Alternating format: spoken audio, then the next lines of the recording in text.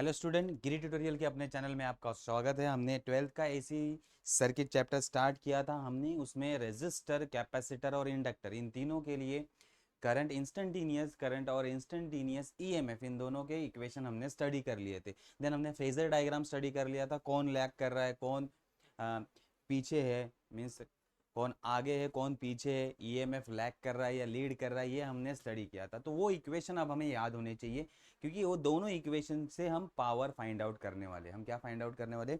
Power find out करने वाले हैं। तो अब हमें पावर फाइंड आउट करना मीन्स पावर क्या होता है? देखो, power define as rate of doing work. Power क्या सबसे कॉमन जो हमारा डेफिनेशन है, that is rate of doing work. तो ईएमएफ चार्ज के ऊपर जो वर्क करता है, ईएमएफ चार्ज के ऊपर जो वर्क करता है, that work is nothing but a power. अब डीसी सर्किट के लिए अगर हमें पावर मेजर करना है तो याद रखो, सर्किट में अगर आपको पावर मेजर करना है तो सिंपली पावर का फॉर्मूला है product of voltage and current. Current और वोल्टेज का अगर आप प्रोडक्ट लोगे तो आपको क्या मिलता है? पावर मिलता है। सिमिलरली एसी सर्किट में क्या होता है? ईएमएफ और करंट वेरी होता रहता है। तो हर बार पावर का वैल्यू अलग अलग होगा, हर बार पावर का वैल्यू अलग अलग हो सकता है, इसलिए उसे कहा जाता है इंस्टेंटेनियस पावर। क्या कहा जाता है? इंस्टेंटेनियस पावर या फिर पावर। इंस्टेंटेनियस पावर क्या होगा? Product of instantaneous current. उस टाइम में कितना करंट है, पीक है या थोड़ा कम है, जीरो है, कितना है। So it is the product of instantaneous current to the instantaneous voltage. तो अगर इंस्टेंटेनियस करंट और वोल्टेज का अगर हम प्रोडक्ट लेते तो हमें क्या मिलता है? पावर। तो अब पावर फाइंड आउट करने के लिए हमारे पास तीन फॉर्मूले हैं, मीन्स हमारे पास तीन कंपोनेंट हमने स्टडी किया था। एक था हमारा रेजिस्टर, दूसरा था हमारा कैपेसिटर एंड तीसरा इंडक्टर।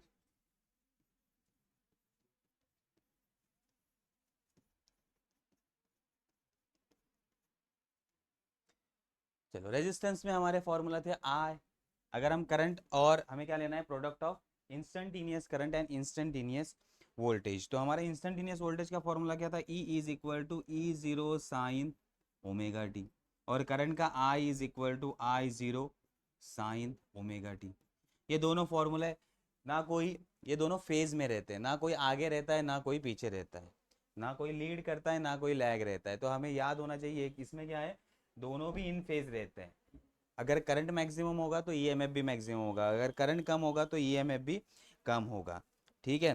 तो अब आते हैं इंडक्टर में। इंडक्टर में हमने स्टार्ट किया था E is equal to E zero sine omega T, और इसमें करंट था I is equal to I zero sine omega T minus pi by two. तो करंट क्या कर रहा है? लैग कर रहा है पाई बाई टू से। करंट क्या कर रहा है? लैग कर रहा है, या फिर ईएमएफ लीड कर रहा है पाई बाई टू से। यह हमारे पास फॉर्मूला था। देन कैपेसिटर के लिए E is equal to E zero sine omega T and I is equal to I zero sine omega T plus pi by two. Plus means ये lead कर रहा है, कौन लीड कर रहा है? करंट लीड कर रहा है। किसको लीड कर रहा है? ईएमएफ को लीड कर रहा है, या फिर ईएमएफ क्या है? पीछे। तो अब हमारे पास तीनों के फॉर्मूले, voltage current voltage current voltage current, अगर हम इन तीनों का प्रोडक्ट लेते हैं तो हमें क्या मिलता है? पावर। तो सिंपली इतना ही इक्वेशन हमें याद रखना है। पावर करना है तो क्या करना है हमें? इन दोनों का मल्टीप्लिकेशन करना है। तो आते हैं हमारे फर्स्ट टॉपिक पे, that is average power associated with the resistor. Average power associate with the resistor. अब मैं डायरेक्टली इक्वेशन से ही स्टार्ट करता हूँ। हमें पता है कि जब रेजिस्टर से एसी ईएमएफ या एसी हम ईएमएफ सोर्स लगाते हैं तो उसमें से जो करंट जाता है वो दोनों भी क्या रहते हैं? ईएमएफ एंड करंट दोनों भी फेज में रहते हैं। तो हमें पता है when E is equal to, when E is equal to E0 sin omega t, then current through resistor I is equal to I0 sin omega t। तो दोनों भी फेज में रहेंगे, दोनों भी फेज में रहेंगे। ऑलरेडी हमने स्टडी किया। अब हम फाइंड करेंगे instantaneous power. Therefore instantaneous power is P is equal to E into I. Instantaneous power का फॉर्मूला क्या है? P is equal to E into I. तो अब power is equal to therefore E का formula E0 sine omega T into I का formula I0 sine omega T. So P is equal to E0 I0 sine square omega T. ये आ गया instantaneous power. ये क्या आ गया?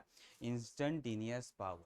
लेकिन EMF और करंट क्या करते रहते हैं? वेरी करते रहते हैं इस तरह से.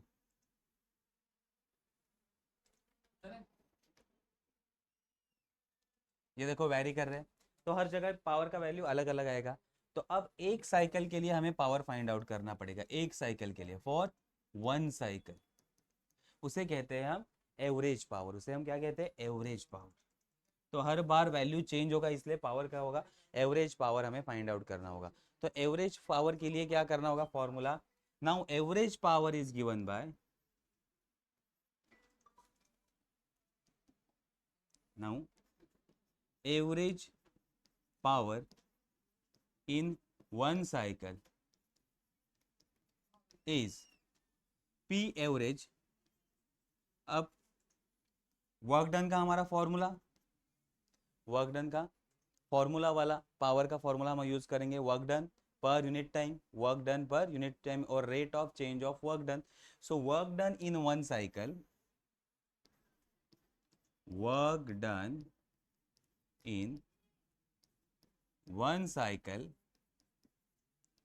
divided by time period, time for one cycle divided by time for one cycle.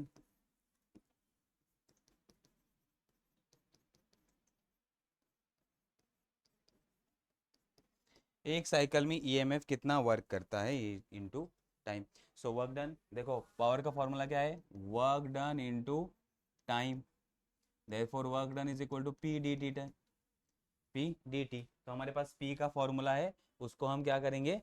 Multiply करेंगे टाइम से, और एक साइकिल के ऊपर हम क्या लेंगे? एवरेज लेंगे. सो अब हम वर्क डन के लिए ये फॉर्मूला फाइंड आउट करेंगे. वर्क डन के लिए क्या फॉर्मूला होगा? Power into time. Work done के लिए फॉर्मूला कौन सा अप्लाई करेंगे? Power into time.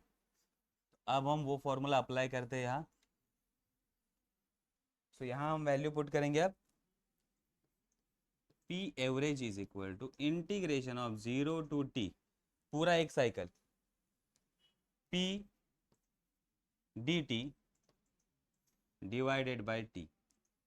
P D T divided by T. अब पी का फॉर्मूला हमारे पास है from equation one, from equation one.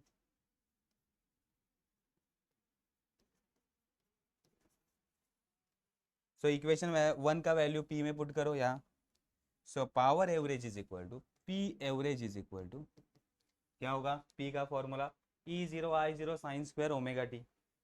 So integration 0 to T E0 I0 sine square omega T divided by T, divided by T. तो अब इसमें से जो हम कॉमन टर्म निकालेंगे वो होगा E0 I0. किसको कॉमन निकालेंगे? E0 I0. So power E0 I0 common divided by T, ये भी कॉमन बचा. क्या? 0 to T sine square omega T, यहाँ डी टी रह गया डी टी. ठीक है, डी टी. अब देखो इसका वैल्यू आपको इसको सॉल्व करने की ज़रूरत नहीं, क्योंकि अगर सॉल्व करेंगे तो बहुत बड़ा इक्वेशन हो जाएगा, तो वो इंटीग्रेशन वाला सम हो जाएगा, मैथ्स का सम हो जाएगा. तो हमें सिर्फ वैल्यू याद रखना है. इसका वैल्यू होता है टी बाई टू. इसका वैल्यू क्या होता है? T by to.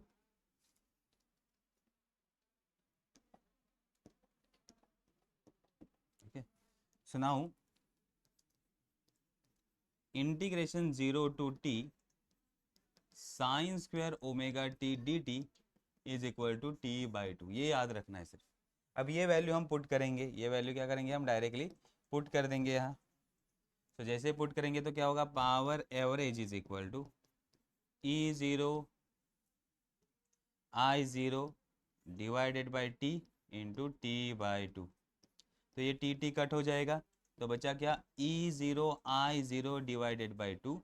इसको हम ऐसा लिखेंगे, P average is equal to E0 divided by root two into I0 divided by root two. √2 into √2 2 आता है। तो अब E0/√2 और I0/√2 RMS वैल्यू है, क्या है RMS वैल्यू, तो इसे हम ऐसा लिख सकते हैं ERMS इंटू IRMS। तो अगर हम दो RMS वैल्यू का प्रोडक्ट लेते हैं ERMS इंटू IRMS, तो हमें क्या मिलता है average power for resistor, average power for resistor. Similarly अब सेम फॉर्मूला हमें इंडक्टर के लिए लगाना है, सेम फॉर्मूला हमें कैपेसिटर के लिए लगाना है। देखो हमने तो फॉर्मूले लिख के रखे, ये इंडक्टर का इनका प्रोडक्ट लेना है, देन वापस इंटीग्रेशन करना है, प्रोसीजर सेम, यहाँ भी हमने ये फॉर्मूला लिख के रखा है, तो सेम हमें अब प्रोसेस रिपीट करना है। तो देखो अब इंडक्टर के लिए क्या होगा, when EMF E0 is equal to E0 sin omega t, then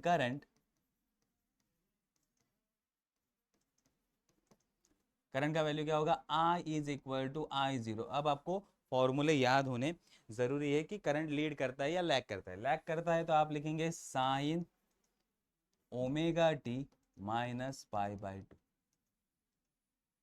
then instantaneous power, इसके बाद का स्टेप क्या है हमारा,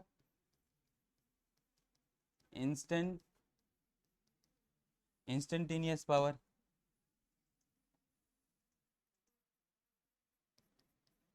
instantaneous power is equal to P is equal to E into I, therefore P is equal to E का value E0 sine omega T into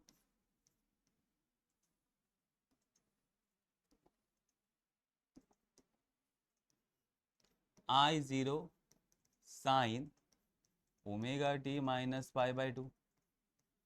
अब इन दोनों का हम क्या करेंगे, मल्टीप्लाई करेंगे, sine, so P is equal to E0 I0 sine omega T and sine π/2, sorry sine omega T minus π/2 होता है कॉस ओमेगा टी, क्या होता है कॉस ओमेगा टी, ये माइनस कॉस ओमेगा टी, तो यहाँ होगा हमारा कॉस ओमेगा टी और माइनस साइन बाहर, माइनस कॉस ओमेगा टी, क्योंकि हमें वैल्यू पता है sine omega T minus π/2 is minus cos omega T, तो ये आ गया हमारा value P is equal to minus E0 I0 sine omega T cos omega T. अब now average power is nothing but work done in one cycle divided by time for one cycle, so P average is equal to work done का formula हमारा, अब देखो E0 I0 बाहर minus E0 I0 बाहर, directly अब मैं लेता हूँ इंटीग्रेशन लेना है हमारा, सो 0 टू टी डायरेक्टली इंटीग्रेशन कर रहा हूँ क्योंकि पीछे हमें पता है इंटीग्रेशन करना है पावर का इंटीग्रेशन, तो अब यहाँ पुट करेंगे formula sine omega T into cos omega T divided by T, divided by T. अब 2 से हम डिवाइड एंड मल्टीप्लाई करेंगे, 2 से क्या करेंगे डिवाइड एंड मल्टीप्लाई, इसको 2 से मल्टीप्लाई करते हैं डिवाइड करते हैं, तो यहाँ से हम सॉल्व करते हैं अभी इस फॉर्मूला को 2 से मल्टीप्लाई एंड डिवाइड करते हैं, so P average is equal to minus E0 I0 divided by 2 integration 0 to T 2 time sine omega T cos omega T divided by T, divided by T, ये होगा हमारा P average का वैल्यू। अब sine 2 sine theta cos theta का formula आपको पता है, that is sine 2 theta, sine 2 theta, यहाँ dt रह गया, ठीक है यहाँ dt अप्लाई करना है, so P average is equal to minus E0 I0 by 2, यहाँ 0 to T sine 2 omega T dt divided by T, divided by T. अब अगर इसको हम सॉल्व करते हैं, साइन के वैल्यू को अगर हम सॉल्व करते हैं तो क्या होगा, P average is equal to minus E0 I0 divided by 2t, हाँ साइन का इंटीग्रेशन कॉस तो ये होगा cos 2 omega T minus cos omega T, ठीक है। और डिवाइडेड बाय ओमेगा टी का भी हमें इंटीग्रेशन लेना होगा, तो ओमेगा टी का इंटीग्रेशन लेंगे तो आएगा 2 ओमेगा 0 टू टी। अब कॉस का वैल्यू अगर पुट करो, cos 0 and cos T, cos 0 1, तो ये होगा -1 और टी -1, तो प्लस माइनस क्या हो जाएगा 0, ये कैंसिल हो जाएगा। सो अगर हम कॉस का वैल्यू पुट करते, देखो P average is equal to, ये माइनस माइनस प्लस हो जाएगा, माइनस माइनस प्लस हो जाएगा, तो E0I0 2t बचेगा, और यहाँ 2 ओमेगा बाहर आ जाएगा, या 2 ओमेगा को ऐसे ही लिखो। कॉस टी, कॉस टी क्या होता है -1, और कॉस 0 +1, तो अगर ये कैंसिल होगा तो आंसर क्या आएगा 0, इसलिए कॉस का वैल्यू 0 आता है, इसलिए पावर का वैल्यू क्या होगा, therefore power is equal to 0, power का वैल्यू क्या होगा 0 है। तो कैपेसिटर सॉरी इंडक्टर के लिए पावर, एवरेज पावर कितना होता है 0 होता है, एवरेज पावर कितना होता है 0 होता है। सिमिलरली अब हम अप्लाई करेंगे power associated with the capacitor, power associated with the capacitor, तो यही इक्वेशन हमें कैपेसिटर के लिए अप्लाई करना है। सिर्फ निगेटिव की जगह क्या आएगा पॉजिटिव आएगा, निगेटिव की जगह क्या आएगा पॉजिटिव आएगा।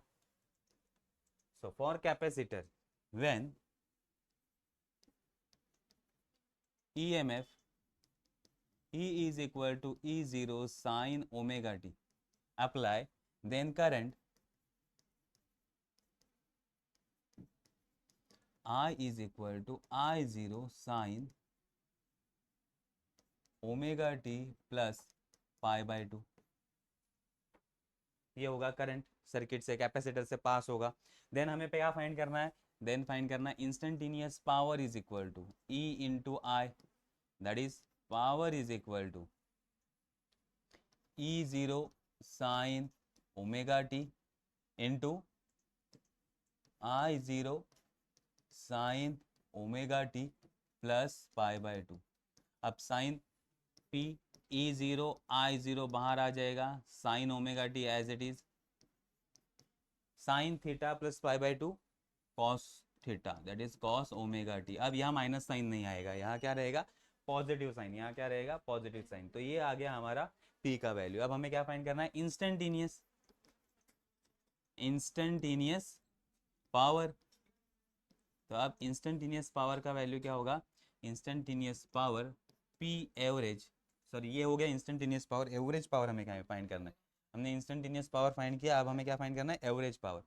सो average power is equal to P average is equal to, instantaneous power हमने निकाल दिया है, अब हमें क्या फाइंड करना है एवरेज पावर। एवरेज पावर क्या होता है हमारा, average power work done in one cycle divided by time for one cycle, time for one cycle. तब हम वैल्यू पुट करते हैं, therefore power P is equal to, P average is equal to, पहले हमें क्या लिखना है इंटीग्रेशन, पहले हमें क्या लिखना है integration. So integration 0 to T E0 I0 sine omega T cos omega T divided by T.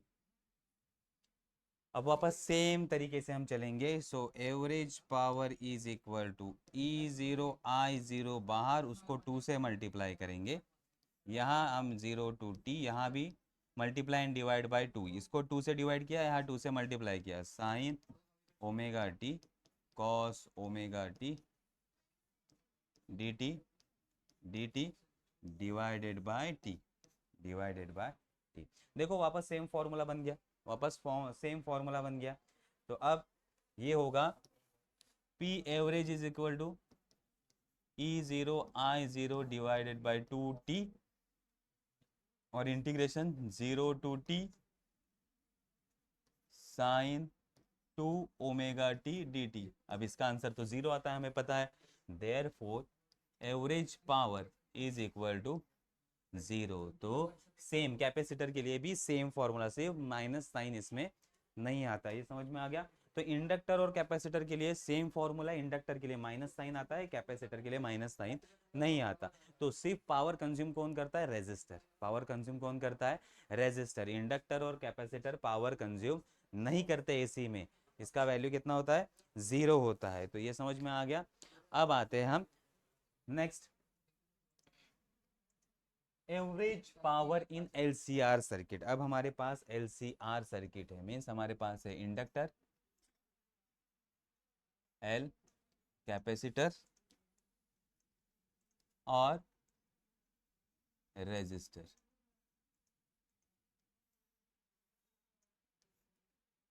और इसको हमने एसी सोर्स लगा, L C R, inductor, capacitor and resistor. अब हमें पता है कि इसमें ईएमएफ ईएल, इसके लिए ईसी और इसके लिए ईआर, इसके लिए ईआर, ये हमने स्टडी किया है एलसीआर सर्किट में। अब देखो इसमें फेज डिफरेंस नहीं होता, तो करंट दोनों में सेम फ्लो कर रहा है, आई जीरो उसी डायरेक्शन में ई आर रहेगा। अब कैपेसिटर में ईएमएफ 90 से पीछे रहता है, ईसी यहाँ रहेगा, आई जीरो यहाँ रहेगा। और इंडक्टर में ईएमएफ आगे रहेगा, ईएल 90 से आगे रहेगा। तो ये हमें पता है, ये हमें पता है। तो अब अगर हम अप्लाई कर रहे हैं यहाँ EMF, E is equal to E zero sine omega T, क्या अप्लाई कर रहे हैं? E zero sine omega T. तो हमें करंट क्या मिलेगा? करंट एक तो पॉजिटिव मिलेगा, अगर इंडक्टर डोमिनेंट होगा तो आगे रहेगा, कैपेसिटर डोमिनेंट रहेगा तो पीछे रहेगा, रेजिस्टर रहेगा तो दोनों सेम फेज में रहेंगे, तो फेज 0 हो जाएगा। So when E is equal to E zero sine omega T, ये ईएमएफ अप्लाई करते हैं, हम क्या करते हैं?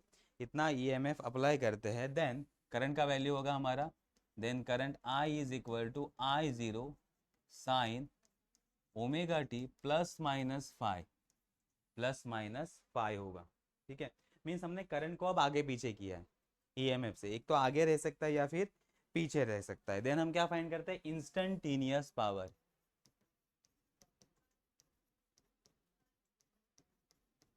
इंस्टेंटेनियस पावर का फॉर्मूला हमारा P is equal to E into I.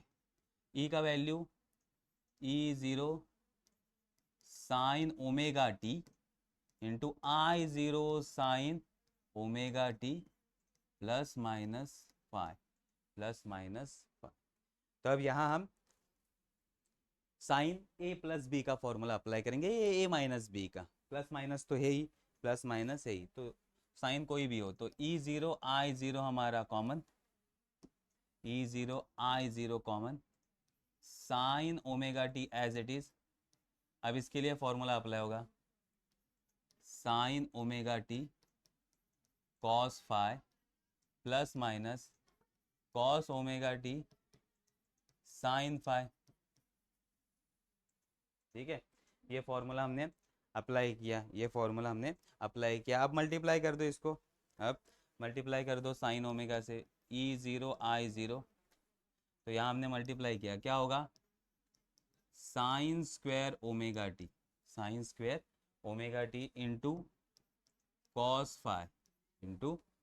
Phi plus minus sine omega T cos omega T.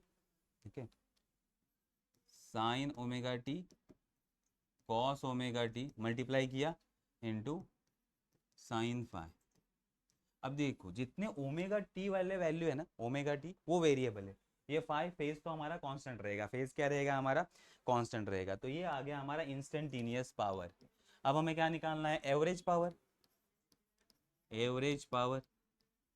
और एवरेज पावर का फॉर्मूला हमें पता है, P average is equal to work done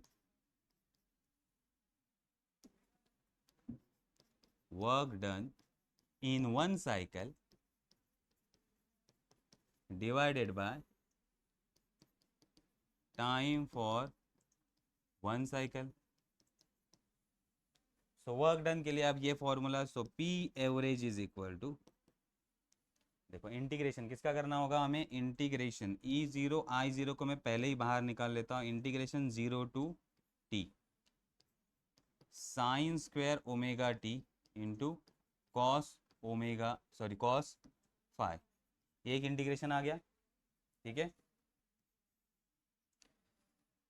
plus minus दूसरा integration हमारा 0 to t plus minus है ना, यहाँ भी हम इंटीग्रेशन दोनों को सेपरेट इंटीग्रेशन कर लेते, तो यहाँ dt रह गया हमारा, dt भी लिख लेते हैं, कॉमन नहीं लिखते इसलिए, फाई यहाँ होगा dt प्लस माइनस इसको भी इंटीग्रेशन कर लेते हैं 0 to t sine omega T cos omega T into sine dt divided by t, divided by t। अब यहां से हम इसको सॉल्व करना स्टार्ट करते हैं। देखो p एवरेज, अब यहां से मल्टीप्लाई करके देखो इसको सॉल्व करते, E0I0 इंटीग्रेशन, अब इसमें से कॉस फाई कांस्टेंट है बाहर आ जाएगा, कॉस फाई कांस्टेंट है बाहर आ जाएगा, मल्टीप्लाई किया कॉस फाई बाहर, divided by t integration of 0 to t sine square omega t dt plus minus यहाँ भी E0I0 से मल्टीप्लाई, E0I0 से मल्टीप्लाई, डिवाइडेड बाय t, इसको हम, और यहाँ साइन फाई बाहर आ जाएगा, साइन फाई बाहर, इसको हम 2 से डिवाइड करते हैं और अंदर 2 से मल्टीप्लाई कर लेते हैं, सो 2 sine omega T cos omega T dt, ठीक है। फॉर्मूला समझ में आ गया। अब देखो इसका वैल्यू तो हमने फाइंड किया है, इसका वैल्यू क्या होता है, इसका वैल्यू होता है t/2 और इसका वैल्यू होता है 0, ये तो हमें पता है, अभी अभी हमने सॉल्व किया, रेजिस्टर में इसका वैल्यू हमने फाइंड किया t/2 और कैपेसिटर और इंडक्टर में इसका वैल्यू 0 है, तो ये दो वैल्यू हमारे पास है, सो हम लिखेंगे now integration 0 to t sine square omega t dt is equal to t/2 and integration 0 to t 2 sine omega t into cos omega t dt is equal to 0, ये हमें पता है। अब ये दो वैल्यू हम पुट करते हैं, देयरफॉर एवरेज पावर हमारा होगा, average power is equal to E0I0 cos phi t into t/2 और ये टर्म 0 हो जाएगा, ये टर्म क्या हो जाएगा, 0 हो जाएगा, ठीक है। तो अब t कैंसिल हो गया, बचा क्या, average power is equal to E0I0 cos phi divide by 2, अब वापस 2 को सेपरेट दे दो, सो क्या हो जाएगा, P average is equal to E0√2 I0√2 into cos phi, that is P average is equal to ERMS into IRMS cos phi, ये होगा value where cos phi, ये क्या है हमारा, कॉस फाई को कहा जाता है पावर फैक्टर, इसे क्या कहा जाता है, पावर फैक्टर, ठीक है। ये समझ में आ गया, इस तरह से हमें पावर के वैल्यू निकालने हैं, इस तरह से हमें पावर के वैल्यू निकालने हैं, तो ये समझ में आ गया किस तरह से पावर निकालना है। तो हमने तीनों सर्किट के पावर निकाले एंड देन LCR सर्किट का भी पावर निकाला। तो आज हमने पावर का स्टडी किया, इन रेजिस्टर का, इंडक्टर का, कैपेसिटर का और LCR सर्किट का। तो यहाँ हमारा टॉपिक पावर वाला कंसेप्ट सिंपल जो था वो खत्म होता है। ओके, नेक्स्ट लेक्चर में हम नेक्स्ट टॉपिक से स्टार्ट करेंगे। ओके, तो यहाँ हम वीडियो हमारा स्टॉप करते हैं। ओके, अगर अच्छा लगा हो तो कमेंट कीजिए, ओके, लाइक कीजिए। तो मिलते हैं नेक्स्ट लेक्चर में। Okay, bye.